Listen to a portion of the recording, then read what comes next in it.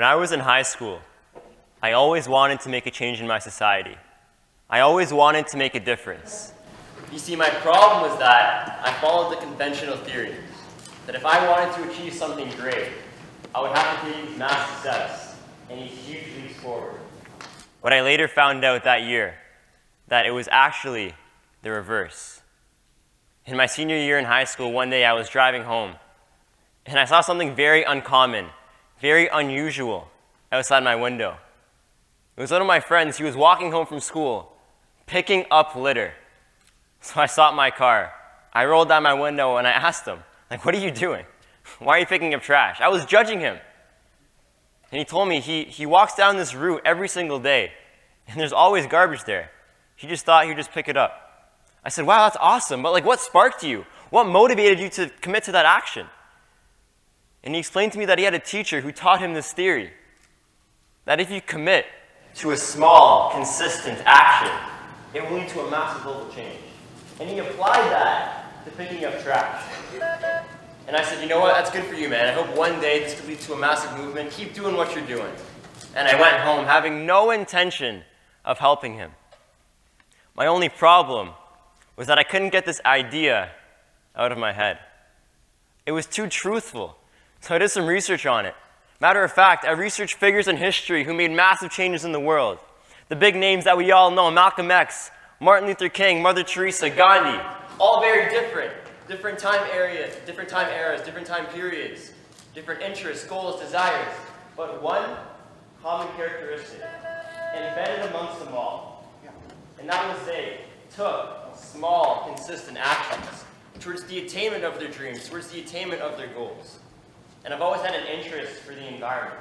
I've always done my bit and done my part. But at that moment, I realized that I can no longer have done my bit or my part. Matter of fact, it was time for me to give back to my community. And that's what I did. I gave him a call that night, and I said, look, if you do this by yourself, you're not going to get much done. Matter of fact, if I join you, and if it's just us two, we're not going to have a huge impact. But what if we turn this into a movement? Host weekly cleanups and just see who comes out. And that's what we did.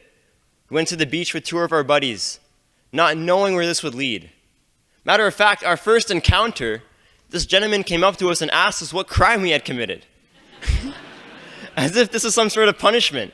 And we laughed it off and he said, listen, man, I'm just trying to make a change. He said, that's awesome. I'm so sorry for judging you. I only asked because you guys are young, picking up trash, and good looking. He didn't actually say good looking. I threw that in there. Our second encounter is by an older gentleman. And I thought the same thing. He's going to ask us the same question. We're going to give him the same answer. But it was different. We explained to him the theory behind it, and he broke down and started crying. And he said, you know what? I've lived on this beach for over 20 years, and I've never once seen anyone pick up trash. I've only seen people your age, my age, throw it on the ground. Do the exact opposite, not give a crap about Mother Nature, not give a crap about their surroundings, only caring about themselves. When he said this, I took a step back. And I was trying to figure out, why was he so emotional? Why did he break down? It's just garbage.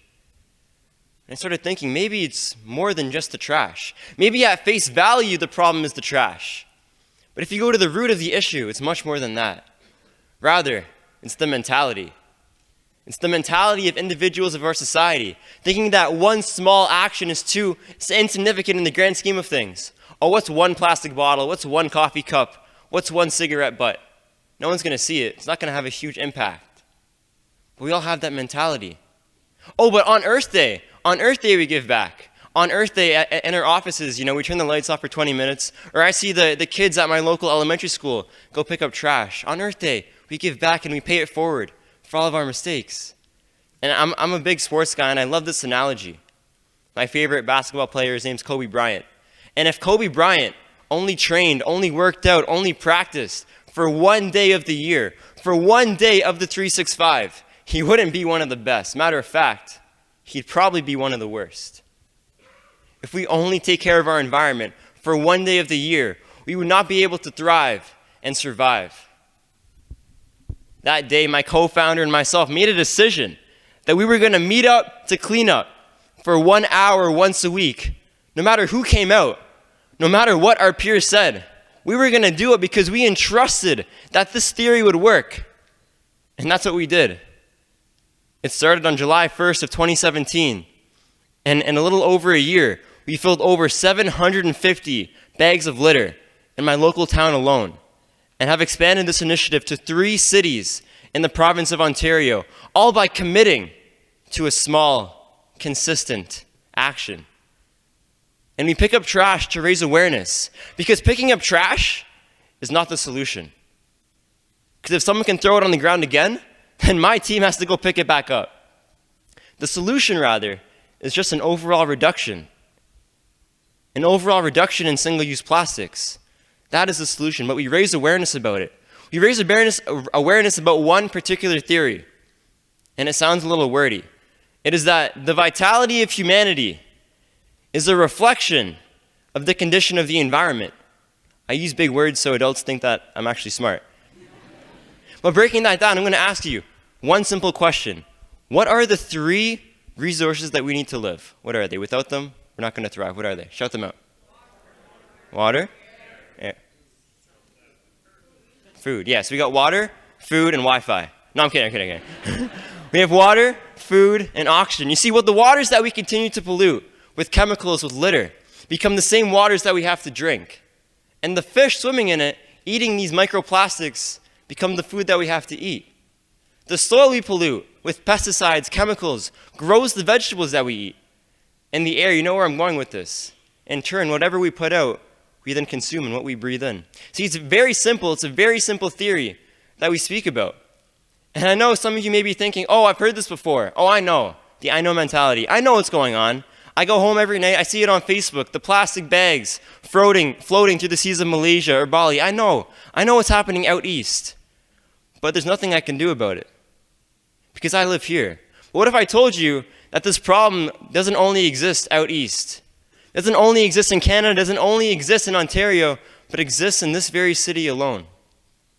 I could stand here and tell you all these facts, that by 2050 there's going to be more plastic in the ocean than fish, or that according to National Geographic, there are over 25 trillion pieces of litter in our oceans to date, or that according to Ocean Conservatory, over 60% of seabirds have ingested plastic and they are embedded in their bellies. I could tell you that, but I won't, because that might not be relevant to you.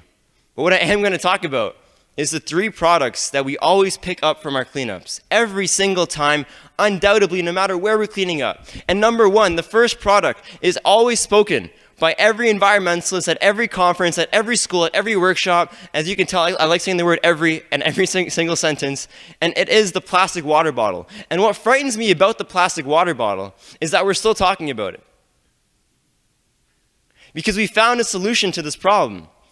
And it's a reusable water bottle. The thing with the reusable water bottle is that you have to sacrifice a little bit of convenience. Last year, I was like, what's so bad about the plastic bottle? Isn't it recyclable?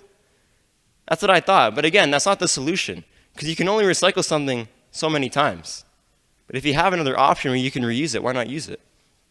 There was this professor from New York State University who thought the exact same thing as me. What's so bad about the plastic water bottle? So she conducted an experiment. And she concluded that for every 1 liter of water in a plastic bottle, there are 10 microplastics embedded in that same water. A microplastic is the same size as the width of your hair, very small, that we then consume. We are now consuming our own pollution. The vitality of humanity is a simple reflection of the condition of the environment. The second thing we always pick up at every cleanup is single-use coffee cups. Why? Probably because Canadians love drinking coffee. And 2, the mentality that we think, oh, what's 1 coffee cup? The problem with the coffee cup is the lack of consistency we have throughout Canada, throughout our provinces. For example, that cup is recyclable in Waterloo, but not next door in Toronto. Only the lid is, but not everyone knows that. Again, a solution to this problem is use a reusable coffee cup. They actually sell them at all big name coffee stores. Matter of fact, when you bring it back in to get another cup of coffee with that same cup, you get a 10-cent discount on each purchase. Not very much when you think about it at face value. You add it up over time, you drink coffee Monday to Friday before work, you save $25 in the year. The third thing we always pick up, undoubtedly, is the cigarette butt. And I love talking about the cigarette butt because it's so ironic. I think we can all agree that the filter of the cigarette is to prevent chemicals from entering our bodies. But we've adopted this mentality called the cigarette flick, filter flick. It's become a social norm, a status quo, might even make you look cool. But with that mentality, because we've accumulated that throughout the world, it has now become the most littered object in our world to date.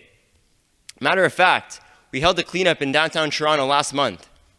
And in 1 hour, on one day, at one intersection, with a volunteer group of 20 people, we collected 6,000 cigarette butts. Take that in. And again, the vitality of humanity is a reflection of the condition of the environment. But the problem is not just a cigarette butt. The problem, again, is the mentality. And I don't want anyone listening to this to go home and say, honey, throw out all the plastic bags, get rid of everything plastic, get rid of it now. But pick one thing, one small action, whether it's a plastic bottle, a plastic straw, a plastic bag. Pick one thing, stay consistent with it, and make it routine. And then go on to the next one. And then the next one, as if it were building blocks. Because the biggest lie that we have ever been taught, told, or heard is that one small action is too irrelevant in the grand scheme of things, that it doesn't make a difference. And I'm going to leave you with one last story, my favorite story among all. And it's called the story of the Chinese bamboo tree. Some of you may have heard it before. Far east, there's this tree called the Chinese bamboo tree. And this tree takes 5 years to grow. But it only breaks through the ground in the 5th year. It takes 5 years to grow, only breaks through the ground in the 5th year. In order for the tree to break through the ground in the 5th year, you have to water it and nurture it every single day for 5 years. And when you do that, in 5 weeks, it grows 90 feet tall. It grows 90 feet tall in 5 weeks in the 5th year. And I share this story a lot when I speak at schools. And a lot of students ask me, well, Dillon, did the tree grow 90 feet tall in 5 years or in 5 weeks? The answer is obvious. The tree grew 90 feet tall in 5 years. But if for one moment, in one point in time, that person stopped watering that tree, stopped nurturing it, started listening to the opinions of their peers, of others, it would have never have flourished. It would have never have grown. If you're watering it and your neighbor comes along and says, what are you doing? You're watering dirt. There's nothing there. You're growing a Chinese bamboo tree. Yeah, right. Your goals are too big. Your dreams are too big. Your small action is irrelevant. And you stop in the 2nd, 3rd, or 4th year. You would have never seen what would have happened if you stayed consistent with it. You would have never seen your small action grow into a movement if you listened to the opinions of others and if you didn't listen to yourself. If you truly want to make a change in society, if you truly want to make waves, don't follow the conventional thinking. Rather, follow the theory of just taking small, consistent actions. Thank you.